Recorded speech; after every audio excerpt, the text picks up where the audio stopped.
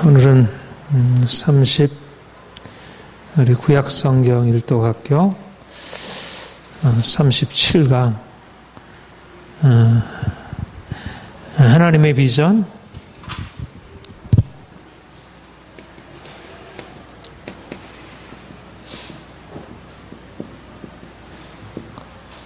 비전, 에스겔 28장부터 48장까지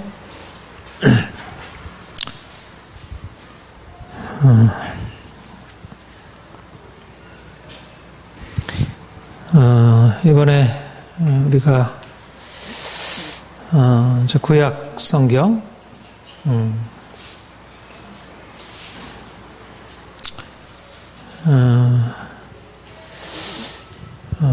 이제 창세기부터 시작해서 구약의 역사를 쭉 이렇게 더듬어가고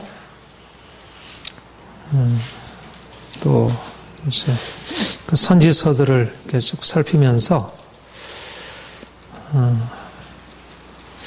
이제 신약에서 하나님이 우리에게 말씀하시는 그 복음, 예수 그리스도의 십자가와 그 부활의 복음, 모든 것의 중심이죠. 십자가 부활의 복음이 모든 것의 중심인데, 근데 그 십자가 부활의 복음이 우리의 삶에 구체적으로 어떻게 의미가 있는가 그럴 때, 이 구약의 역사, 이스라엘의 구속의 역사의 과정 안에 하나님이 이스라엘을 위하여 일하신 것을 보면서 오히려 거꾸로 거슬러 올라가서 예수 그리스도의 십자가 부활의 구원이 이 땅에 적용될 때 이제 이스라엘에게 하나님이 역사하신 이것이 굉장히 이제 중요한 하나의 모델로서 이해될 수 있겠구나 하는 그런 생각을 하게 됩니다. 그래서 저도 이번 구약 성경 강의하면서 참 얼마나 하나님의 그 계시가 이렇게 서로 이렇게 짝이 서로 연결되어 있는지, 신약을 통해서 구약을 읽는 것 중요하고 또 구약을 통해서 신약을 읽는 것도 중요하고, 그래서 양자를 서로 연관해서 읽는 게 중요하다, 그런 생각을 하게 되었습니다. 우리가 지금 에스겔을 지금 세 번째 오늘 에스겔서를 다루게 되는데, 에스겔 선지자는 정말 이렇게 좀 특별한, 모든 선지자들이 다 이렇게 좀 특별하지만 에스겔 선지자는 특별히 대부분의 모든 선지자들이 다 이스라엘 그 팔레스타인 땅에 거하면서 유다 선지자든지 북이스라엘 선지자든지 대부분 이제 유다에서 팔레스타인에서 이제 예언 사역을 해왔는데, 에스겔은 이제 포로로 잡혀가서 제2차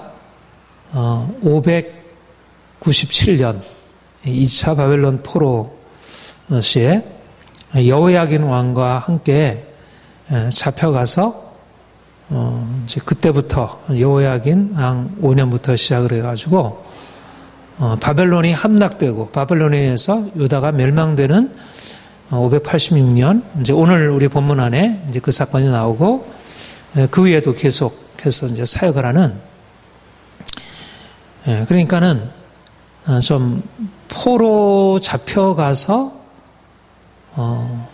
사실 이제 포로로 잡혀갔던 것은 다니엘이 좀 더 먼저 잡혀가서, 근데 다니엘의 경우에는 다니엘도 선지자를 할 수 있지만 다니엘은 사실 이제 직접적인 직분은 행정관리 총리로서 이제 역할을 했으니까 좀 그 선지자직이면서 좀 예외적인 상황이었죠. 그래서 이제 에스겔이 그 본격적인 거의 전임 선지자라 할 수 있는 제사장이면서 이제 선지자 사역을 이제 감당하는 것을 보는데, 이 점에서 이제 에스겔이 그 좀 다른 이사야, 에레미야, 다른 선지자들과 좀 다르다 말할 수가 있고, 또 하나는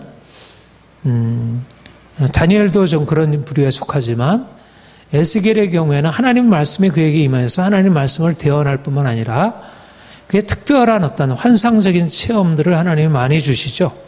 그래서 에스겔이 이제 처음 그 그발강가에서 하나님의 계시를 이렇게 받게 되었는데, 그때 처음에 주어졌던 그의 계시는 하나님의 말씀이 임한 게 아니었고 환상이 열려가지고 내 생물들과 영광의 보좌가 그에게 보여지게 되고, 그래서 그 앞에 이제 엎드러지는 그런 묵시, 환상으로부터 시작하는, 그러니까 그런 면에서 이제 다니엘과 좀 유사한 그런 특성을 가지고 있고, 다니엘처럼 이렇게 묵시문학이라 이렇게 말할 수는 없지만, 그러나 아무튼 에스겔 선지자의 경험은 그냥 말씀을 받아서 전하는 그런 선지자로서의 직무 이상으로 하나님이 그에게 특별한 환상들을 많이 열어주시고, 또 실제적으로 그를 성령께서 이렇게 그를 들어 올려서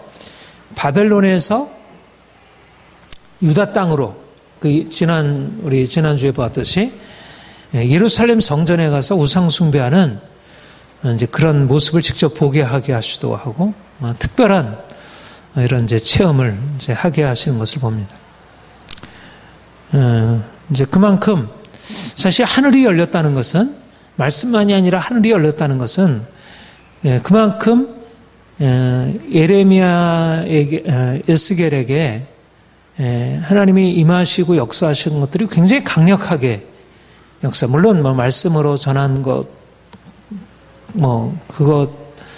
그것은 그보다 못한 것이라 이렇게 말할 수는 없지만, 아무튼 우리가 요한계시록을 그렇게 볼 수 있잖아요.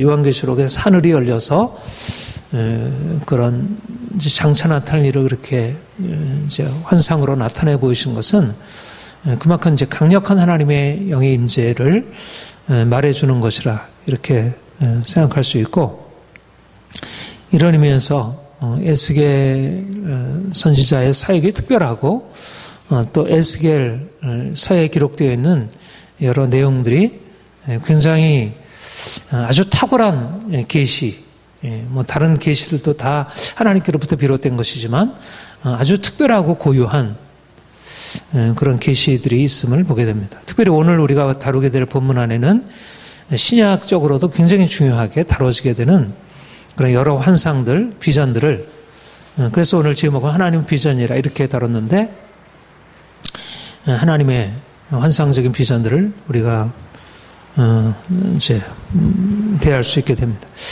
33장을 한번 보겠습니다. 이제 33장에 보면 그러니까 하나님이 그 2장에서도 그 파수꾼으로서 에스겔의 사명이 어떠한 것인지에 대해서 2장, 3장 이 앞부분에서도 다루고 있는데, 여기서도 이제 다시 한번 에스겔에게 하나님이 주신 그 파수꾼의 사명이 어떠한 것인지, 그러니까 당시 상황 속에서 여러분, 지금 포로로 잡혀가 있잖아요. 포로라고 하는 것은 이사야도 그렇게 얘기했지만 특별히 하나님의 선지자들을 통해서 거듭해서 이제 그 하나님의 심판을 말씀하셨고, 특별히 예레미야 같은 경우에 하나님의 심판을 아주 명료하게 이렇게 나타내셨고, 그래서 심판의 예언 그대로 성취가 되어서 지금 포로로 잡혀가 있는 상황입니다.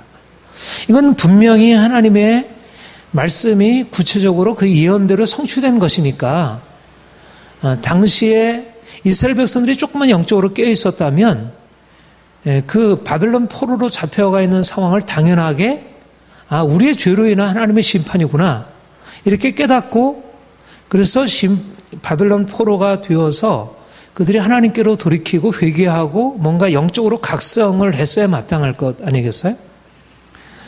그런데 바벨론이 함락된 이후에도, 바벨론에서 유다가 함락된 이후에도 유다에 남아있는 사람들도 회개하기보다 오히려 인간적인 방식을 찾아가지고 애굽에 의존하려고 했고, 그리고 바벨론 포로로 잡혀온 이들도 하나님 말씀 앞에 겸손하게 부복하고 자신들의 죄를 회개하는 쪽보다 마음을 굉장히 강하게 강팍하게 하고, 그래서 거듭거듭 하나님 말씀하시는 것이 뭐냐면 그들은 패역한 백성이다.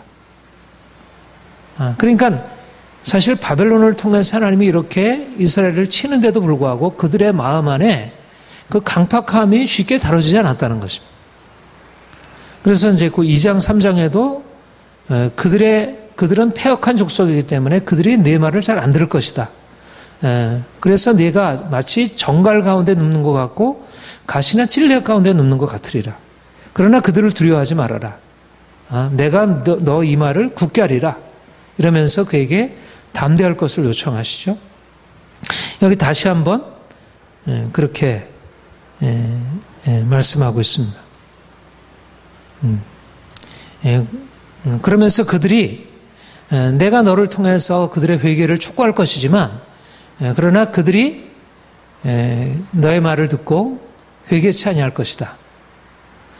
그런데 만약 내가 내 말을 따라서 그들에게 회개를 경고했는데도 불구하고 그들이 죄에서 돌이키지 않는다면 그들이 자기 죄로 인하여 그들은 그 죄로 인한 심판이 그들에게 돌아갈 것이고, 너는 그들이 비록 돌이키지 않았다 할지라도 너는 해야 할 파수꾼의 사명을 다했기 때문에 내가 너에게 죄를 묻지 않겠다.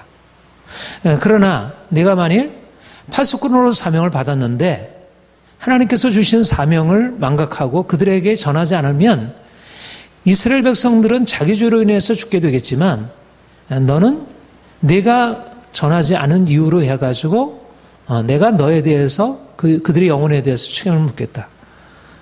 이렇게 이제 말씀을 하시는 것을 봅니다.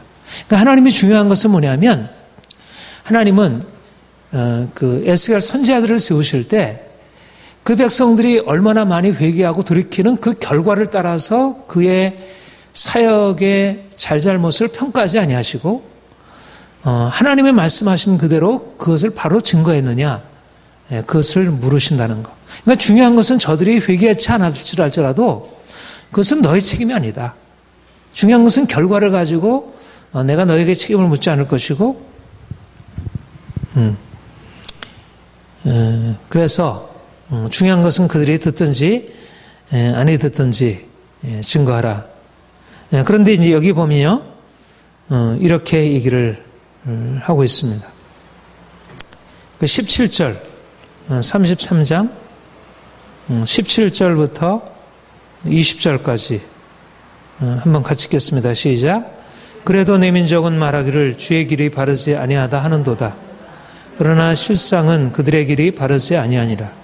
만일 의인이 돌이켜 그 공의에서 떠나 죄악을 범하면 그가 그 가운데서 죽을 것이고, 만일 악인이 돌이켜 그 악에서 떠나 정의와 공의대로 행하면 그가 그로 말미암아 살리라. 그러나 너희가 이르기를 주의 길이 바르지 아니하는도다. 이스라엘 족속아, 나는 너희가 각기 행한 대로 심판하리라 하시니라.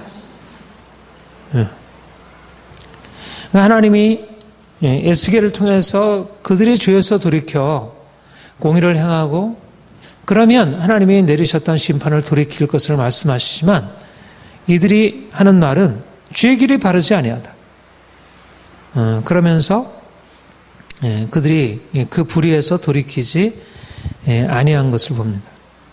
그리고 이제 그 바로 다음에 21절, 22절에 그렇게 얘기를 하죠. 같이 읽어볼까요? 시작. 우리가 사로잡힌 지 12회째, 10째 달, 5째 날에 예루살렘에서부터 도망한 자가 내게 나와 말하기를 그 성이 함락되었다 했는데, 그 도망한 자가 내게 나오기 전에 여호와의 손이 내게 여시더니 다음 아침 그 사람이 내게 올 때 내 입이 열리기로 내가 다시는 잠잠하니. 그가 그 전에 벙어리가 됐었습니다. 하나님께서 그를 벙어리로 만드셔가지고. 그러니까 함락된 이후에 비로소 그 벙어리 된 입을 풀어주시는데, 그러니까 586년에 멸망하죠. 597년에 사로잡혀서 12해 만에 예루살렘이 함락되고, 이제 포로로 잡혀온 정도가 넘어서 이제는 아예 끝난 것입니다. 예루살렘이 끝난 것입니다. 그러면 사람들이 어떻게 반응하는 것이 마땅하겠습니까? 하나님 앞에, 우리가 하나님께 불순종함으로 이러한 죄를 이렇게 우리가 하나님의 심판을 받게 되었구나. 그렇게 해서 하나님 앞에 회개하고 돌이키는 것이 마땅한데, 여기 보면 이제 사람들이 30절부터 33절까지 한번 같이 읽어볼까요? 시작. 인자야 네 민족이 담 곁에서와 진문에서 너에 대해 말하며 각각 그 형제와 더불어 말하여 이르기를, 자 가서 여호와께로부터 무슨 말씀이 나오는가 들어보자 하고, 백성이 모이는 것 같이 내게로 오며 내 백성처럼 내 앞에 앉아서 내 말을 들으나 그대로 행하지 아니하니 이는 그 입으로는 사랑을 나타내어도 마음으로는 이익을 따름이라. 그들은 내가 고운 음성으로 사랑의 노래를 하며 음악을 잘하는 자같이 여겼나니 내 말을 듣고도 행하지 아니하였거니와 그 말이 응하리니 응할 때는 그들이 한 선자가 자기 가운데 있었음을 알리로다. 예루살렘이 함락된 이후에도 에스겔 선지자에 와서 하나님이 당신에게 한 말씀을 좀 우리에게 알려주시오. 그런데 그들이 하나님의 말씀을 듣지만 어떻게 반응한다고 했습니까? 그들이 하나님의 말씀을 듣지만 그대로 그것을 믿지 않고 행하지 아니한다는 것입니다. 마치 고운 음악으로 그냥 마치 무슨 공연을 하는 식으로 그 말씀에 반응하고 있지 않은 것입니다. 이것이 바로 파수꾼이 하나님 말씀을 전할 때, 우리가 오늘 아침 새벽에도 이제 그렇게 보았지만, 얼마나 이 하나님의 말씀이 실제적으로 성취되는데도 사람들의 마음이 강팍하고 말씀 앞에서 얼마나 무뎌있고 그것을 대적하고 행하는지. 이미 하나님 없는 사람들이 아니잖아. 이 사람들은 이미 하나님의 백성이고 또 하나님 말씀이 무엇인지도 알고 있고 심판의 하나님, 정의의 하나님, 하나님이 행하시는 것을 다 알고 있는데도 실제적으로 지금 일이 성취되고 있는데도 그 말씀을 받지 않고 하나님 앞에 나와서, 선지자 앞에 나와서 우리에게 말씀 좀 들려주시오. 그렇게까지 하는데도 그들이 그렇게 듣기만 하고 실제적으로 그들의 삶에서 전혀 그것이 영향을 미치지 못하고 있다는 거예요. 참, 그러니까 이게 하나님의 말씀을 알지 못하면 몰라서 그렇다고 하지만 이들이 하나님의 말씀을 모르는 것도 아니고 또 하나님의 말씀을 아예 들으려고 나오지 않는다면 또 그들의 마음이 완전히 닫혀 있다고 할 텐데, 와서 하나님의 말씀을 들으려고 하면서도 실제적으로 그들이 그 말씀을 듣고서도 자기의 삶을 바꾸지 않으려고 하는 마지막에 인간이 얼마나 복잡한지, 얼마나 단순하지 않은지. 사람들이 하나님을 완전히 떠나 있으면 이게 하나님을 떠나 있다 이렇게 할 텐데, 하나님을 떠나 있는 것도 아니고 그러나 하나님께 나오는 것도 아니고 적절한 거리를 두고 따라오는 것입니다. 저는 오늘날 많은 그리스도인들에게도 동일하게 적용되는 말씀이 아닌가. 예루살렘이 지금 함락되었잖아요. 하나님의 심판하신 말씀대로 그대로 이루어졌지만 사람들이 그러면서도 하나님 앞에 나와서 자신의 죄를 회개하고 돌이켜 행하기보다 그들이 계속 자신의 삶을 고집하고 있음을 봅니다. 그리고 이제 34장에 보면 이제 그 이스라엘 목자에 대한 하나님의 심판을 말하고 있습니다. 근데 그 목자들이 34장 3절 이하에 보면 너희가 살찐 양을 잡아 2절에 보면 자기만 먹는 이스라엘 목자들은 화했을진저 목자들이 양떼를 먹이는 것이 마땅치 아니하냐. 목자들이 양떼를 먹이는 것이 아니라 자기만 먹는다. 너희가 살찐 양을 잡아 그 기름을 먹으며 그 털을 입되 양떼는 먹이지 아니하는도다. 이런 악한 목자들로 인하여 이스라엘 백성 전체가, 여기서 목자란 누구를 말하겠습니까? 기름 부음 받은 자들, 제사장, 선지자들, 왕. 말하자면 이스라엘 백성들을, 하나님 백성들을 말씀으로 지도하고, 그래서 그들로 하여금 그 하나님의 길로, 율법의 길로, 다윗의 길로 행하도록 그렇게 책임을 맡은 목자들이, 하나님의 그런 지도자, 리더들이 양떼들을 먹여서 그들로 하여금 정말 하나님이 주시는 그 풍성한 은총 안에, 그러니까 우리가 시편 23편이나 또 시편 100편이죠. 거기 보면 하나님이 이스라엘의 목자가 되시고 이스라엘은 그가 기르시는 양이라고 하는, 그러니까 하나님이 그들의 목자 되심을, 물론 하나님은 궁극적으로 목자지만 하나님이 그들 위에 세우셔서 양떼들을 치리하도록 그렇게 책임을 맡은 목자들이 하나님의 마음을 가지고 백성들을 말씀으로 그리고 사랑으로 돌아보기보다 그들이 자기 배만 채우고 있는 그런 악한 목자들에 대해서 하나님이 심판하실 것을 말씀하시고, 또 이제 악한 목자들과 함께 거기 좀 뒤에 가보면 20절에 보면 그러므로 주여께서 그들에게 말씀하는, 내가 살찐 양과 파리한 양 사이에서 심판하리라. 그래서 살찐 양들이 파리한 양을 옆구리와 어깨로 밀어뜨리고 병든 자를 뿔러받아 무리를 밖으로 흩어지는도다.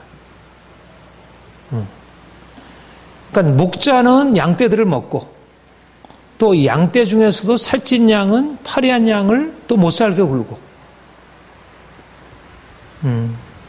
그러니까 온통 말하자면 원래 하나님의 마음은 섬김의 리더십이잖아요. 그러니까 목자가 양떼들을 섬기고, 또 살찐 양들은 파리한 양을 위해서 자기 것을 양보하고 나누고 그래야지. 그러니까 옛날이나 지금이나 사실 이방 백성들의 모습이잖아요. 이방 백성들이 군림해서 누르고, 강자들이. 그래서 왕과 귀족들만 잘 살고, 우리나라 역사도 그렇고 모든 고대 역사들이 다 그렇잖아. 밑에 있는 사람들은 완전히 그 밑에서 종노릇하면서 뼈 빠지게 일하지만 너무 고통스럽게 살아가고, 오늘날 이제 민주화 사회가 돼가지고 그보다 훨씬 나아졌지만 여전히 빈부의 격차, 그리고 지도자들이, 정치 지도자들이, 그들이, 그리고 또 경제적으로 이렇게 부강한 사람들이 결국 자기보다 못한 사람들, 또 자기가 다스리고 있는 그런 국민들, 시민들을 위해서 섬김으로 행하기보다 자기 배만 채우고 있고, 그러니까 옛날이나 지금이나 뭐 믿지 않는 사람, 그러니까 이스라엘 백성들 안에도 이런 악한 불의들이, 그러니까 하나님이 이스라엘 백성들을 애굽에서 건져내실 때 율법을 통해서 말씀하신 것은 정의를 말씀하시고, 특별히 가난한 자, 궁핍한 자를 긍휼히 여기시고 그들을 돌아볼 것을 말씀하시고, 그 율법의 핵심 정신이 바로 사랑이고 정의잖아. 그런데 강자들이 약자를 누르고 억압하고 빼앗고, 아모스 선한 미가서 이런 데 말씀하는 것처럼, 그러니까 그들이 그것 때문에 망했는데 여전히 이제 바벨론 포로로 잡혀와서도 별 차이가 없는 것입니다. 그러니까 그들이 가지고 있는 이 아주 악한 욕심과 탐욕과 교만과 그들의 거짓과 불의를 회개치 않은, 그런데 하나님이 이들에 대해서 내가 심판하리라. 그러면서 이들을 심판하실 것을 말씀하시면서, 그리고 궁극적인 구원을 이렇게 말씀하시고 11절부터 34절, 11절부터 16절 우리 같이 한번 읽겠습니다. 시작. 주 여호와께서 이와 같이 말씀하시나 나 곧 내가 내 양을 찾고 찾되 목자가 양 가운데 있는 날에 양이 흩어졌으면 그 양떼를 찾는 것 같이 내가 내 양을 찾아서 그리고 캄캄한 날에 그 흩어진 모든 곳에서 그들을 건져낼지라. 내가 그것들을 만민 가운데서 끌어내며 여러 백성 가운데서 모아 그 본토로 데리고 와서 이스라엘 산위와 시냇가에와 그 모든 거주지에서 먹이되 좋은 꼴을 먹이고 그 우리를 이스라엘 높은 산에 두리니 그들이 그곳에 있는 좋은 우리에 누워오며 이스라엘 산에서 살찐 고를 먹으리라.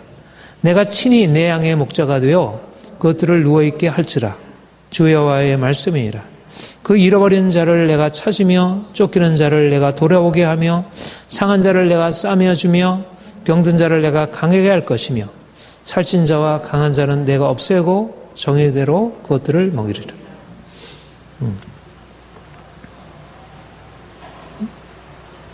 그러니까 하나님이 그리고 아까 그 이제 20절보다 그 앞절에 그 양과 양 사이, 순양과 순염소 사이에 심판오라. 그 앞에 있네요. 근데 여기 보면 하나님이 그런 악한 목자들로 인해서 또 이 못된 양들, 염소들로 인해서 고통받는 양들에 대하여 하나님이 어떻게 말씀하십니까? 내가 목자가 되어 그들을 구원하리라. 이것이 바로 하나님의 약속이고 하나님의 행하심이고, 사실은 누가 악한 목자들을 폐하고 그로 인해서 고통받는 양떼들을 건져낼 수 있겠습니까? 누가 그 못된 양 염소들을 폐하고 그들을 무너뜨리고 거기서 고통당하는 자들을 누가 건져낼 수 있겠어요? 세상의 역사는 옛날이나 지금이나 세상의 권력자들, 부자들이 약자들을 위하여 자기가 다스리는 자들을 위해서 자기를 내어주고 그렇게 온전한 정의와 사랑으로 정치를 하고 그렇게 선을 베푼 적이 없는 것입니다. 그러니까 하나님이 결국 성경이 우리에게 말씀하는 것은 하나님이 목자가 되셔서 그가 악한 목자들을 심판하시고 그로 인해서 고통당하는 양들을 그가 구원하시리라. 그래서 그 상처를 싸매시고 그들을 고토로 돌아오게 하와 살찐 고를 내가 먹이게 하리라. 이게 바로 이 약속의 성취가 어디에서 이루어지죠? 예수님께서 이 땅에 오셔서 길 잃은 양들을 위하여 그리고 고통당하는 양들을 위해서 역사하시는, 그러니까 오늘날도, 그러니까 우리에게 있어서, 그러니까 우리는 사실은 그러니까 사람들이 현실 역사를 보게 되면, 그러니까 요 약속의 말씀이 없으면 그러니까 똑같은 얘기잖아요. 똑같은 얘기예요. 그 악한 목자들로 인해서 고통당하는 양떼를 먹이는 게 아니라 양떼를 먹고 있는 그 악한 목자들, 그리고 그 살찐 양들은 파리한 양들의 다 것을 빼앗아서 자기만 살찌우는 그런 양들, 이게 항상 되풀이되고 있는 역사적 과정이고 이 역사를 돌이킬 수가 없는 것이, 돌이킬 수가 없는 거예요. 그러니까 사람들한테 분노로 가득 차고 이 역사를 바꿔보려고 혁명도 일어나고 목자를 바꾸면 되겠다. 그리고 살찐 양들은 폐하고 저 양들을 다 빼앗아 가지고 이 파리한 양들을 먹여보자. 이게 정치가 하려고 하는 일들이잖아. 근데 그게 됩니까? 되지가 않는 것이에요. 근데 하나님의 해결책은 뭐냐면 내가 목자로 내가 너희를 구원하리라. 이게 우리가 하나님의 역사, 우리가 역사를 우리가 역사를 어떤 시각으로 바라보냐면 하나님이 우리의 목자가 되시고 그가 우리 사이에 심판자로 오셔서 그가 정의를 그가 회복하실 것을 우리가 바라보게 될 때 우리의 삶에 대하여 우리가 그 악한 사람들로 인해서 당하는 모든 고통에 대하여 하나님이 베푸실 그런 공의 심판을 우리가 바라보게 되고 그 안에서 소망을 발견하게 되는 것이지 달리는 소망이 없는 것입니다. 이것은 추상적인 관점이 아니고 이것이야말로 사실은 역사를 해결할 관점입니다. 오늘날 현실의 역사 안에도 예수 그리스도 그분이 우리의 목자로 오셔서 그분이 우리를 다스리셔야지. 그리고 그분의 성품을 닮은 사람들이 이 땅을 다스려야지. 정말 양떼를 먹일 수 있는 자들. 그리고 우리 정약용의 목민심서 보면 거기 목자라고 얘기를 하죠. 목자. 백성을 다스리는 그 행정 관료들을 목자라고 얘기를 해요. 목자. 목민관들. 목민관들이 가져야 할 성품, 청령 결백, 백성들을 긍휼히 여기는 마음. 정약용도 이 천주교의 영향을 받았기 때문에 물론 유교적인 영향도 있겠지만 천주교의 영향 아래서 좀 더 백성을 사랑하는 그런 마음을 요구했는데 사실 그것은 이상적이지 현실 가운데 이루어지기 쉽지 않습니다. 그런데 주님이 우리의 목자 되셔서 우리를 다스리시고 우리가 그분의 성품, 사랑과 정의의 성품을 받게 될 때 고통당하는 백성들, 찢겨지고 상하고 정말 절망 가운데 있는 사람들, 예수님께서 그렇게 하셨듯이 이 땅에 가난하고 병들고 어찌할 바 알지 못하는 그 길 잃은 양들, 고통당하는 양들을 위하여 그가 구원을 베풀어 주셨듯이 오늘날도 그의 그런 구원이 임하게 되리라 그렇게 믿습니다. 36장에 보면 하나님이 이제 아주 36장이 사실 특별한 의미를 가지고 있죠. 이 새 언약에 관한 말씀입니다. 새 언약 36장에 보면 하나님이 이스라엘을 심판하신 것에 대해서 말씀하시고 그가 왜 심판하셨는지 그리고 왜 심판해서 건져내리시려고 하는지 하나님의 마음, 그러니까 하나님의 역사를 한마디로 두마디로 요약을 하자면 심판과 구원입니다. 구원과 심판과 구원입니다. 이게 반복이 되풀이 되죠. 그런데 하나님이 심판을 행하실 때나 하나님의 구원을 베푸실 때나 동일한 하나님의 관심이 있는데 그게 뭐냐면 그 백성들을 향한 하나님의 사랑이기도 하지만 어떻게 보면 보다 더 궁극적인, 특별히 우리 개혁파 신학이 강조하고 있는 그 하나님의 관심이 뭐냐면 그의 이름을 거룩히 여김을 받도록 하는 것입니다. 이것이 바로 하나님께서 구원하실 때도 가지고 있는 관심이시고 그가 심판하실 때도 가지고 있는 관심이에요.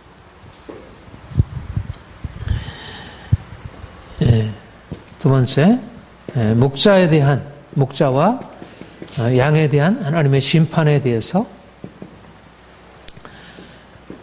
그리고 이제 새 언약의 약속을 얘기를 하는데 그 약속을 하기 전에 우리 16절부터 21절까지 36장 16절부터 21절까지 우리 같이 읽겠습니다. 시작. 여호와의 말씀이 또 내게 임하여 이르시되 인자의 이스라엘 족속이 그들의 고국 땅에 거주할 때에 그들의 행위로 그 땅을 더럽혔나니 나 보기에 그 행위가 올경 중에 있는 연의 부정한 같으니라. 그들이 땅 위에 피를 쏟았으며 그 우상들로 말미암아 자신들을 더럽혔으므로 내가 분노를 그들 위에 쏟아 그들을 그 행위대로 심판하여 각국에 흩으며 여러 나라에 해쳤더니 그들이 이른바 그 여러 나라에서 내 거룩한 이름이 그들로 말미암아 더러워졌나니 곧 사람들이 그들을 가리켜 이르기를 이들은 여호와의 백성이라도 여호와의 땅에서 떠난 자라 하였음이라. 그러나 이스라엘 족속이 들어간 그 여러 나라에서 더럽힌 내 거룩한 이름을 내가 아꼈노라. 그들의 더러운 행위 때문에 하나님이 이스라엘을 심판해서 북이스라엘과 유다를 심판해서 여러 나라에 흩으셨습니다. 그런데 한편으로는 그것은 하나님의 거룩한 이름을 보존하기 위한 하나님이 행하시고자 하는 그 어떻게 보면 하나님 자신을 위한 행위이기도 하고, 그런데 그것은 그 심판 그 자체로만으로서는 하나님의 거룩한 이름이 온전하게 회복될 수 없었던, 그러니까 하나님의 이름이 모욕을 받는 것이지. 하나님이 그렇게 능력의 하나님이 어떻게 자기 백성들을 저렇게 제대로 관리하지 못해가지고 죄를 짓고 저렇게 고통을 당하게. 그러니까 이방인들의 관점에서 이해할 수 없는 것이죠. 그러니까 하나님의 이름이 거룩히 여김을 받지 못하게 되었습니다. 그래서 하나님께서 하신 말씀이 22절, 23절 같이 읽겠습니다. 시작. 그러므로 너는 이스라엘 족속에게 이르기를 주 여호와께서 이같이 말씀하시기를 이스라엘 족속아 내가 이렇게 행함은 너를 위함이 아니요 너희가 들어간 여러 나라에서 더럽힌 나의 거룩한 이름을 위함이라. 여러 나라 가운데서 더럽혀진 이름 곧 너희가 그들 가운데서 더럽힌 나의 큰 이름을 내가 거룩하게 할지라. 내가 그들의 눈앞에서 너희로 말미암아 나의 거룩함을 나타내리니 내가 여호와인 줄을 여러 사람이 알리라. 주 여호와의 말씀이니라. 하나님이 이제 말씀하시려는 게 뭐냐면 내가 너희를 심판의 땅, 너희가 심판받고 있는 그 이방 나라에서 너희를 건져내어 다시 고토로 돌아오게 하리라. 그러니까 구원을 말씀하시려고 하는 것입니다. 그런데 하나님이 이스라엘을 위한, 유다를 위한 구원을 말씀하실 때 그 궁극적, 그들을 불쌍히 여김이기도 하고 언약에 대한 하나님의 기억이기도 하지만 하나님의 관심의 가장 중심에 뭐가 있냐면 하나님의 더럽혀진 거룩한 이름을 위하여. 우리가 주기도문에서 하나님의 이름이 거룩히 여김을 받으시오며 거룩히 여김을 받으시오며라고 우리가 기도하는 것은 우리가 하나님의 당신은 거룩하십니다. 거룩하시면 하나님의 이름을 우리가 찬양할 때 하나님이 거룩히 여김을 받으시지만 특별히 어떻게 그 이름이 거룩히 여김을 받으시냐면 그가 열방 가운데 그분의 능력과 영광을 나타내셔서 자기 백성들을 그 고통에서 건져내시는 그의 영광을 드러내실 때 실제적으로 구원하시는 그의 행위를 통해서 그의 이름이 영광을 받으시는 것입니다. 그 이름이 거룩히 여김을 받으시는 것입니다. 말하자면 이스라엘 백성들이 애굽에서 고통당하고 절망 가운데 지금 그들이 죽어져 있을 때 하나님이 400년 동안 종살이하던 그들에게 오셔서 모세를 통하여 그들에게 기적을 베푸시고 그 강한 손과 편팔로 종살이한 그들을 그 고통에서 그 고통 중에서 건져내실 때 하나님만이 유일하신 하나님이시구나. 열방 중에 하나님과 같은 신이 없구나. 오직 하나님만이 영광을 받으실 유일하신 하나님이구나. 누구도 그 신과 비교할 수 없구나 하는 것을 그가 나타내시고 보이시는 것입니다. 사실 이스라엘 백성들을 심판하실 때에도 그의 거룩한 이름을 위하여 그의 이름이 더럽혀졌기 때문에 그의 거룩한 이름을 회복하시기 위해서 그런 심판을 행하신 것이지만 그러나 사람들이 그의 거룩한 이름이 그 가운데서 나타나시는 것은 잘 모르죠. 이스라엘 자신도 몰랐으니까. 사실은 심판 자체도 하나님의 거룩한 이름이 그 영광이 나타나는 것이지만 사람들에게는 아직 제대로 그것이 알려지지 않았습니다. 그런데 하나님이 이스라엘을 애굽에서 건져내실 때 또 바벨론에서 돌아오셔야 할 그 구원의 큰 능력으로 나타나실 그때 하나님의 이름이 거룩히 여김을 받는 것입니다. 그러니까 우리가 중요한 것은 뭐냐면 우리가 하나님의 이름이 거룩히 여김을 받으시오며 라고 하는 것과 하나님의 뜻이 우리 이 땅 가운데 이루어져서 모든 죄악의 세력들이 깨어지고 하나님을 대적하는 모든 원수가 파괴되고 바벨론과 모든 이방 나라들이 멸망당하고 하나님의 백성이 고통 가운데서 건짐을 받는 하나님의 구원의 역사가 이루어지는 것, 이것이야말로 하나님의 이름이 거룩히 여김을 받으시는 것입니다.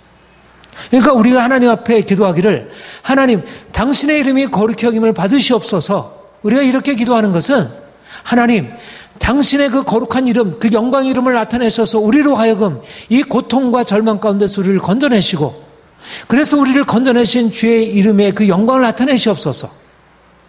우리가 하나님의 영광을 위하여 우리의 구원을 요청할 수 있는 것입니다. 그러니까 우리가 담대히 요청하는 거지. 우리가 하나님 제발 이렇게 좀 해주세요가 아니라 하나님 당신의 영광을 위해서 당신의 이름을 위하여 우리를 건져주시옵소서. 악한 원수마귀 깨뜨리시고 모든 세상 권세 파하시고 우리를 이 고통에서 이 죽음에서 이 저주에서 우리를 건져주옵소서. 하나님의 뜻인 것입니다. 하나님의 뜻이 이루어지는 것입니다. 하나님의 이름이 영광을 받으시는 것입니다. 그러니까 이거는 하나님 앞에 그냥 애원하는 그냥 그런 하나님의 탄식. 이스라엘 백성들의 애굽에서 하나님 우리를 건져주세요. 우리 자신을 위해서도 기도하지만 그러나 하나님의 영광을 위하여 우리가 하나님이 누구신지 알게 되면 아, 이게 하나님의 뜻이구나. 하나님의 이름이 이를 통해서 거룩히 여김을 받는 것이구나. 이스라엘 백성들이 애굽에서 건짐을 받게 될 때 하나님의 이름이 거룩히 여김을 받았잖아. 야, 하나님만이시구나. 이스라엘 백성들도 하나님의 거룩하신 이름을 높여드렸지만 열방이 그를 인정하지 않는 열방까지도 그 이름 앞에 영광을 돌린 것입니다. 하나님의 교회를 영광스럽게 하는 것, 하나님의 교회를 세상 위에 우뚝 세우는 것은 우리 자신을 위해서가 아니라 그분 자신의 거룩한 이름을 위해서 하시겠다는 것입니다. 그러니까 우리가 좀 더 담대하게 우리 자신의 영광을, 하나님 우리 자신을 높이실 것에 대하여 우리가 좀 더 담대하게 구해야 합니다. 열방 가운데 그 이름이 나타내시는 것은 교회 영광과 분리가 되지 않은 것입니다. 교회를 영광스럽게 하는 것은, 교회를 거룩하게 하시고 영광스럽게 하는 것은 하나님의 거룩한 이름을 나타내는 것입니다. 그러니까 우리는 그러니까 우리가 하나님의 거룩한 이름에 대한 열정이 있으면, 하나님의 거룩한 이름을 위한 열정을 가지고 있으면 하나님의 그의 거룩한 이름을 위하여 우리 자신을 구원하시는 거예요. 그러니까 우리가 우리 자신을 정말 사랑하고 우리 자신을 고통에서 건지려면 하나님을 거룩히 여겨야 되고, 근데 많은 사람들이 하나님의 이름을 거룩히 여기게 되면 마치 우리에게 손해가 되는 것이냐, 어리석은 것입니다. 진정으로 하나님의 영광을 우리가 드러내려고 하면 하나님께서 우리를 높이시고, 또 정말 우리가 하나님 앞에서 우리가 높이 여김을 받으려면 하나님께 영광을 돌리는 사람이 되어야. 그리고 아주 중요한, 그 다음에 아주 중요한 말씀을 하십니다. 24절부터 27절까지, 28절까지 같이 읽겠습니다. 시작. 내가 너희를 여러 나라 가운데서 인도하여 내고 여러 민족 가운데서 모아 데리고 고국 땅에 들어가서 맑은 물을 너희에게 뿌려서 너희로 정결하게 하되, 곧 너희 모든 더러운 것에서와 모든 우상 숭배에서 너희를 정결하게 할 것이며, 또 새 영을 너희 속에 두고 새 마음을 너희 속에, 굳은 마음을 제거하고 부드러운 마음을 줄 것이며, 또 내 영을 너희 속에 두어 너희로 내 윤례를 행하게 하리니 너희가 내 규례를 지켜 행할지라. 내가 너희 조상들에게 준 땅에서 너희가 거주하면서 내 백성이 되고 나는 너희의 하나님이 되리라. 이것은 예레미야 31장 31절의 말씀과 함께 새 언약에 관한 예언으로서 아주 중요한, 예수님이 새 언약의 중보자로 오셨다고 하셨을 때 이 말씀이, 물론 31장, 예레미야 31장 말씀이 좀 더 새 언약에 관한 직접적인 예언이 되지만 내용상에 있어서 동시대의 예언이고요. 예레미야나 에스겔이나 동시대의 예언이고, 바벨론으로 포로되어 잡혀가 있을 때 하나님이 주신 말씀이고, 예레미야가 조금 그보다 좀 먼저 예언한 것이지만, 아무튼 이 예레미야와 에스겔을 통해서 하나님께서 주신 새 언약의 말씀 무엇입니까? 예레미야의 말씀에 보면 옛 언약에서는 너희가 실패한 것입니다. 그들이 하나님의 언약을 지키지 못함으로 말미암아 하나님은 그들을 심판하고 저주 가운데 두신 거예요. 하나님의 언약의 본래적인 목적은 그들을 거룩하게 하심으로 그들이 언약의 축복 가운데 가나안 땅에서 축복을 누리고 살아가는 것이었는데, 그들이 언약을 지키지 아니함으로 그들이 심판을 받아 오히려 신명기 말씀에 기록한 대로 오히려 그들이 저주 아래 처하게 되었습니다. 그러니까 이방인들과 똑같이 되어버린 것입니다. 그게 지금 바벨론 포로되어 잡혀있는 결과, 아수르의 포로가 되고 열방 가운데 흩어지고 바벨론의 포로되어 있는 상황입니다. 그런데 그들을 향하여 예레미야와 에스겔을 통해서 주신 하나님의 또 다른 약속, 이제 절망 가운데 있는 그들에게 이제 옛 언약이 지금 그들에게는 저주로 다가왔는데, 이제는 그들을 향하여 새 언약을 말씀하시면서 하나님의 새로운 축복을 말씀하시는 것입니다. 이전엔 너희가 조상들과 맺었던 언약은 결국 실패해서 이 저주, 바빌론 포로로 끝나게 되었지만, 내가 앞으로 너희를 돌아오게 해서 너희와 새 언약을 맺을 터인데, 너희를 정결케 하고 모든 우상숭배에서 너희를 정결케 하고 새 영을 너희 속에 두고 새 마음을 너희에게 주어, 그리고 내 영을 너희 속에 두어 너희로 내 율례를 행하게 하리니. 말하자면 옛 언약 아래에서는 그들이 하나님의 말씀을 받았으면서도 그것이 마음의 신비에 새겨진 것이 아니어서 그들의 말씀을 따르고자 하나 결국 불순종하여 심판에 이르게 되었습니다. 그런데 새 언약의 경우에는 하나님께서 새 영과 새 마음, 그리고 나의 영, 성령께서 그들 가운데 역사하심으로 이 새 언약의 예언을 통해서 하시는 건 뭐냐면, 그야말로 율법 아래서는 이제 신약에서 이것을 분명히 말씀하죠. 율법 아래서는 그들이 순종할 수 없었던 것입니다.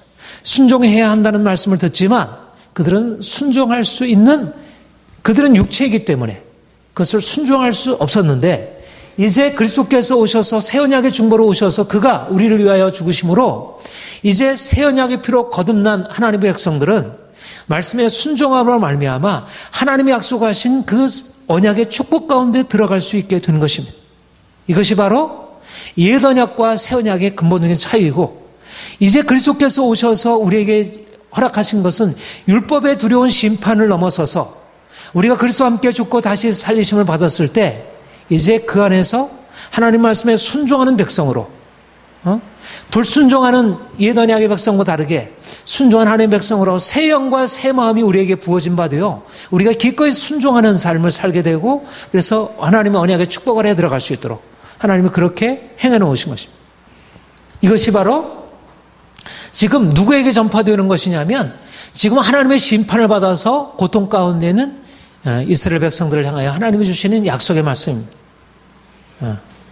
오히려 고통과 절망 가운데 있는 그들에게 이제 내가 너희를 위해서 새 일을 행할 것이다. 두려워하지 말아라. 내가 너희를 위해서 행할 새 일은 이전에 너희가 경험하지 못했던 놀라운 약속이다. 그래서 물론 이스라엘 백성들에게는 그들이 바빌론에 돌아왔을 때 이 약속이 그대로 다 성취된 게 아니죠. 그것은 사실은 바빌론으로 돌아올 그 육체적인 회복 그보다 오히려 그 이후에 예수께서 오셔서 진정한 목자 되신 그가 새 언약의 중보자로 특별히 나의 영 그리스도께서 오시고 나의 영 성령께서 임하셔서 그리스도께서 오시고 새 언약의 중보이신 그리스도께서 오시고 또 새 언약의 그리스도를 우리에게 적용시키시는 성령께서 오셔서 우리의 마음을 바꾸시고 인간적으로 행할 수 없는 우리가 노력해서 행하는 것이 아니라 하나님의 성령이 우리 안에 임하셔서 우리가 할 수 없는 일들 내가 거룩하니 너희도 거룩하라고 하는 그 높은 목표에 우리를 이끌어 우리를 바꾸시는 역사를 주께서 이미 이루셨고 이미 지금 우리 가운데 이루시고 있고 그러니까 우리는 내가 해도 안 되는데 이런 어떤 그런 힘겨운 그 씨름이 아니고 주께서 우리에게 주신 이 새 언약의 중보 예수 그리스도의 십자가의 능력으로 또 성령의 능력으로 말미암아 우리가 넉넉히 죄와 싸워 이기고 거룩한 삶을 살아갈 수 있도록 하나님이 그렇게 역사하시는 것입니다. 그러니까 우리는 좀 더 담대한 것이지. 그리고 우리는 축복을 확신할 수 있는 것입니다. 우리는 죄 아래 있는 자들이 아니고 저주 아래 있는 자들이 아니기 때문에. 이런 의미에서 이제 이 새 언약의 약속 귀한 것입니다. 그리고 우리가 잘 아는 이제 37장에 가보면 잘 아는 그 골짜기의 마른 뼈들이 살아나는 환상을 말씀하고 있습니다. 그래서 뼈들을 향하여 대언하여 이르라 그렇게 자 37장 3절 4절 10절까지 우리 같이 읽겠습니다. 시작. 그가 내게 이르시되 인자야 이 뼈들이 능히 살 수 있겠느냐 하시기로 내가 대답하되 주 여호와여 주께서 하시나이다. 또 내게 이르시되 너는 이 모든 뼈에 대하여 이르기를 너희 마른 뼈들아 여호와의 말씀을 들을지어다. 주 여호와께서 이 뼈들에게 이같이 말씀하시기를 내가 성기를 너희에게 들어가게 하리니 너희가 살아나리라. 너희 위에 힘줄을 두고 살을 입히고 가죽으로 덮고 너희 속에 생기를 넣으리니 너희가 살아나리라. 또 내 여호와인 줄을 너희가 알리라 하셨다 하라. 이에 내가 명령을 따라 대언하니 대언할 때 소리가 나고 움직이며 이 뼈 저 뼈가 들어맞아 뼈들이 서로 연결되더라. 또 내가 보니 그 뼈에 힘줄이 생기고 세려 오르며 그 위에 가죽이 덮이나 그 속에 생기는 없더라. 또 내게 이르시되 인자의 너는 생기를 대하라. 생기에게 대언하여 이르기를 주 여호와께서 여호와같이 말씀하기를 생기야 사방에부터 와서 이 죽음을 당한 자에게 불어 살게 하라 하셨다 하라. 이에 내가 그 명령대로 대언하였더니 생기가 그들에게 들어가며 그들이 곧 살아나서 일어나 서는데 그렇게 큰 군대로라. 놀라운 환상이죠. 이스라엘 지금 포로로 잡혀 있어서 마치 마른 뼈들과 같이 죽어있는 이스라엘 향하여 하나님이 주시는 약속의 놀라운 기적적인 회복과 부흥과 새로운 생명의 역사의 그런 약속입니다. 그것을 주님께서 이렇게 해설을 하시죠. 11절부터 14절 계속 읽어보겠습니다. 시작. 또 내게 이르시되 인자야 이 뼈들은 이스라엘 온 족속이라. 그들이 이르기를 우리의 뼈들이 말랐고 우리의 소망이 없어졌으니 우리는 다 멸절되었다 하느니라. 그러므로 너는 대언하여 그들에게 이르기를 주 여호와께서 이같이 말씀하시기를 내 백성들아 너희가 너희 무덤을 열고 너희로 거기서 나오게 하고 이스라엘 땅으로 들어가게 하리라. 내 백성들아 내가 너희 무덤을 열고 너희로 거기서 나오게 한즉 너희는 내가 여호와인 줄 알리라. 내가 또 내 양을 너희 속에 두어 너희가 살아나게 하고 내가 또 너희를 너희 고국 땅에 두리니 나 여호와가 이 일을 말하고 이 일을 이룬 줄을 너희가 알리라. 그 말씀입니다. 이 뼈들이 살겠느냐? 불가능한 일을 하나님이 행하신 것입니다. 도무지 불가능한 일. 어떻게 그리 가능하겠는? 마른 뼈들이 어떻게 살아나서 큰 군대를 이룰 수가 있겠느냐? 태어난즉 뼈들이 서로 붙어서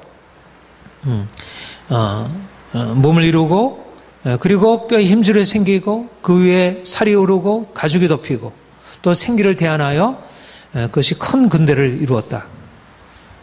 말하자면 이 마른 뼈들이 일어나는 죽어있는 뭐 죽어있어도 보통 죽어있는 것이 아닌 도무지 희망의 가능성이 없는 그런 마른 뼈들을 살려내시는 하나님의 이게 뭡니까? 이게 부활이잖아요. 부활. 부활. 누구에게 행하신 것입니다. 예수 그리스도 안에 행하시고 예수 그리스도의 부활의 능력 가지고 우리 안에 이미 나타난 일이잖아요.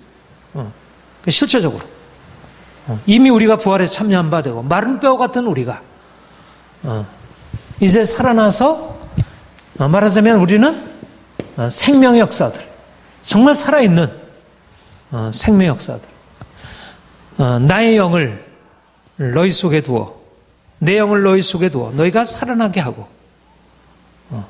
하나님이 우리 안에 주의 성령으로 말미암아 그 부활의 생명 역사로 우리의 모든 죽은 것들을 다 살리시고 우리 영을 살리시고 우리 영혼을 살리시고 우리 육체를 살리시고 우리의 삶의 모든 죽어있는 것들을 살리시는 역사를 하시리라 말씀하셨고 이것이 그리스도 안에서 이미 적용되었고 지금 성령께서 우리에게 오셔서 일들을 행하시고 있고 그러니까 우리가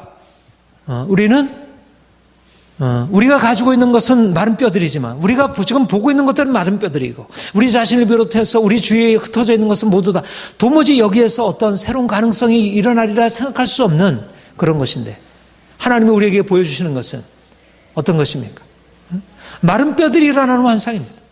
그러니까 우리가 하나님 편에 서서 하나님이 행하실 것을 보지 못하면 그야말로 우리가 눈으로 보이는 대로 보자면 이 도무지 가능성들이 없는 거예요. 이제까지도 실패해왔고 사람들은 다 지금도 실패하고 있고 다 죽어있고 도무지 안 된다고 말하고 그러나 하나님이 성령으로 말미암아 에스겔에게 보이신 것처럼 우리가 이제까지 볼 수 없었던 기적의 역사가 우리 자신 안에 일어나고 그리고 우리를 통해서 주변 사람들 안에 일어나고 도무지 일어날 수 없는 변화 역사가 나타나리게 하나님이 이스라엘의 큰 군대를 이루시는 것입니다. 그러니까 그 죽어있던 자들이 도무지 살아날 수 없는 가능성들을 가지고 없었던 자들에게 하나님의 성령이 임하여 큰 군대가 되어 그들을 통해서 하나님의 새로운 역사. 이게 애굽의 역사도 그랬잖아요. 애굽에서 그들이 마른 뼈들이었죠. 근데 하나님이 그들을 통해서 하나님의 역사를 이루시는. 그러니까 하나님의 역사는 항상 기적입니다. 하나님의 역사는 우리에게 그것이 현실적인 방식으로 나타나지만 하나님의 역사의 가장 큰 증거는 기적의 역사임을 보게 됩니다. 우리 마지막으로 47장 우리 생수의 강의 환상을 보고 마치도록 하겠습니다. 우리가 잘 아는 대로 에스겔이 하나님이 그에게 이제 성전을 측량하라 이렇게 말씀하시고 성전 측량하는 사람의 것을 보게 하시고 그리고 나서 그 성전에서 나오는 물의 환상을 보이시는데 47장 이전에 그가 또 나를 데리고 북문으로 나가서 바깥길로 꺾여 동쪽을 향한 바깥물에 이르시기로 본즉 물이 그 오른쪽에 스며서 나오더라. 그래서 그 사람이 줄을 잡고 천척을 측량한 즉 1000규빗을 측량한 한 500m 되는 그 일을 측량한 즉 처음에는 물이 어디에 올랐죠? 발목에 올랐고 그 다음에 1000규빗을 또 측량하니까 무릎에 올랐고 그 다음에 1000규빗을 측량하니까 허리에 오르고 그 다음에 다시 1000규빗 천척을 측량하니까 물이 내가 건너가지 못할 강이 된지라 물이 가득하여 헤엄칠 만한 물이요 사람이 능히 건너지 못할 강이라. 그런데 그 다음에 환상이 중요한데 우리 6절부터 12절까지 한번 같이 보겠습니다. 시작. 그가 내게 이르시되 인자야 내가 이것을 보았느냐 하시고 나를 인도하여 강가로 돌아가게 하시기로 내가 돌아가니 강 좌우편에 나무가 심이 많더라. 그가 내게 이르시되 이 물이 동쪽으로 향하여 흘러 아라바로 내려가서 바다에 이르리니 이 흘러내리는 물로 그 바닷물이 되살아나리라.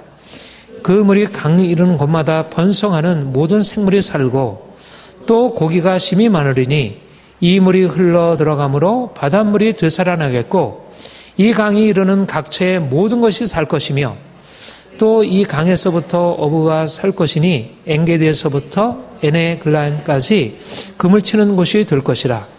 그 고기가 각기 종류를 따라 큰 바다의 고기같이 심이 많으려니와 그 진팔과 개펄은 되살아나지 못하고 소금 땅이 될 것이며 강 좌우가에는 각종 먹을 과실이 나물과 자라서 그 잎이 시들지 아니하며 열매가 끊이지 아니하고 달마다 새 열매를 맺으리니 그 물이 성소를 통하여 나옴이라. 그 잎사귀는 먹을 만하고 잎사귀는 약재료가 되리라. 성전에 나온 강물이 헤엄칠 만한 생수의 강, 생수의 강이 배에서 흘러나와 생수의 강이 되리라. 예수님이 요한복음 7장에서 말씀하신 이 생수의 강이 사실은 이 에스겔 47장을 염두에 둔 것이라 이렇게 생각이 되고요. 생수의 강이 흘러나리라는 것입니다. 성령께서 오셔서 행하실 놀라운 구속의 역사.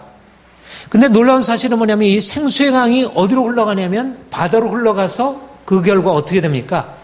바닷물이 살아나고 모든 생물들이 살고 강에 이르는 모든 것이 살고 열매가 끊이지 않냐고 거기서 나오는 새 열매 먹을 만하고 그 잎새는 약재료가 되리라.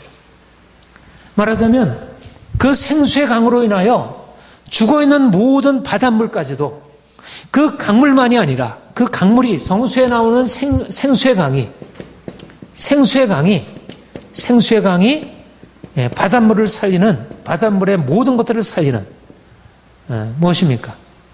생수의 강, 이 성전으로부터 비롯된 하나님의 보좌로부터 흘러나오는 생수의 강이 믿는 자들 안에 생수의 강이 성령으로 말미암아 일어나게 될 때 그 생수의 양의 역사가 모든 바닷물들을 회복하고 살리는 역사, 온 땅 가운데 이런 생명 역사가 나타나게 되리라고 하는 것을 에스겔 선지자를 통해서 예언적으로 보여주신 것입니다. 그러니까 하나님의 역사는 단지 하나님 백성들에게만이 아니라 그 하나님 백성들에게는 생명 역사가, 죽은 자를 살리는 그 생명 역사가 성령으로 말미암아 죽은 자들이 살아나게 되고 죽은 자들이 살아나서 나아가게 될 때 그 군대를 통해서 열방을 정복하고 거기서 나오는 생수의 강으로 인해서 모든 죽어있는 것들이 살아나는 생명 역사가 오순절 성령 강림으로 말미암아 현실적으로 증거된 일이잖아요. 그리고 때때로 이 생수의 강이 또 막히기도 했지만 그러나 하나님의 성령 역사가 나타날 때마다 종교개혁 때 여러 가지 부흥의 역사들 때마다 생수의 강으로 말미암아 단지 교회만이 부흥할 뿐 아니라 하나의 역사, 시대, 흐름 자체가 바뀌어지는 그런 하나님의 역사가 나타난 것을 보게 됩니다. 저는 하나님이 에스겔에 보여주는 환상, 목자가 오셔서 우리를 긍휼히 여기시고 우리를 살리시리라고 하는 것. 새 언약의 주께서 오셔서 우리를 이제 하나님 말씀에 순종하는 백성으로 세우시고 하나님 축복을 누리게 하시리라는 것. 맞은 뼈를 살리시라고 하는 그런 놀라운 환상. 또 생수의 강이 흘러 온 열방을 적시고 그래서 생명사를 이루라고 하는 이런 하나님의 약속의 말씀, 또 하나님의 비전을 우리가 마음에 품고 나아갈 때 우리 현실은 여전히 죽은 것 같고 우리가 가는 곳곳마다 온통 악취가 사실 우리가 들려오는 모든 것이 너무나 악취 그리고 너무 고통스러운 소리들 그리고 이 어떤 희망도 가능성도 없는 것들이죠. 어디서 무엇을 할 수 있겠습니까? 예수님이 이 땅에 오셨을 때도 그랬고 그러나 예수님이 가시는 곳곳마다 죽은 자들이 살아나고 병들 자는 고침받고 귀신들이 떠나고 생명 역사가 나타났듯이 생수의 강이 흘렀듯이 성령께서 임하신 이후에 그 성령 받은 그들을 통해서 생수의 강이 유다로 사마리아로 예루살렘 유다로 사마리아로 땅끝까지 이르러 그 생수의 강이 퍼져나갔듯이 우리에게까지도 그 생수의 강이 이제 흘러왔는데 이제 우리를 통해서 또 열방 가운데 생수의 강이 흘러날 것을 바라보고 우리가 이런 에스겔의 비전 가지고 하나님을 섬기고 또 교회를 섬기고 열방을 섬기는 여러분 또 몸된 교회 우리 한국교회가 되기를 소망합니다. 기도하겠습니다. 하나님 아버지 하나님의 에스겔을 통해서 말씀하시는 당시에 고통스럽고 저주 아래 도무지 희망이 없는 그들을 향하여 하나님이 행하신 일이 어떤 것이며 또 하나님 앞으로 행하실 일이 무엇인지를 분명히 말씀하시는 것을 듣습니다. 눈에 보이는 것은 절망이고 고통이지만 그러나 그 절망과 고통 속에서 하나님이 얼마나 위대한 미래를 예비해 두고 있는지 이제 장차 한 목자가 일어나 그가 고통받는 양떼들을 다시 구원해내어 악한 목자로부터 악한 양들로부터 그들을 건져낼 것을 말씀하시고 이에 언약의 실패를 새 언약의 성공으로 바꾸실 것을 말씀하시고 마른 뼈들이 다시 살아나 큰 군대를 이루어 열방 가운데 그 영광을 나타낼 것을 말씀하시고 또 생수의 강이 성전으로부터 흘러나와 죽어있는 모든 바닷물들 모든 생물들 모든 죽어있는 나무들 모든 것들을 살려내는 그런 환상을 우리에게 보이시고 말씀하시니 하나님 우리가 에스겔을 통해서 말씀하시고 보여주시는 것을 우리의 현재 상황에 바로 적용하여 주께서 우리를 통해서 이루어가실 놀라운 역사를 우리가 주와 함께 이루어갈 수 있도록 역사하옵소서. 아버지 우리가 눈으로 보이는 것을 넘어서서 하나님의 비전을 붙들게 하시고 우리가 귀에 들리는 많은 사람들의 소리를 넘어서서 하나님의 나팔소리 같은 많은 물소리 같은 주의 음성을 듣고 거기에 반응하게 하옵소서. 하나님께서 우리를 통해서 영광 받으실 것을 믿습니다. 예수님의 이름으로 기도합니다. 아멘.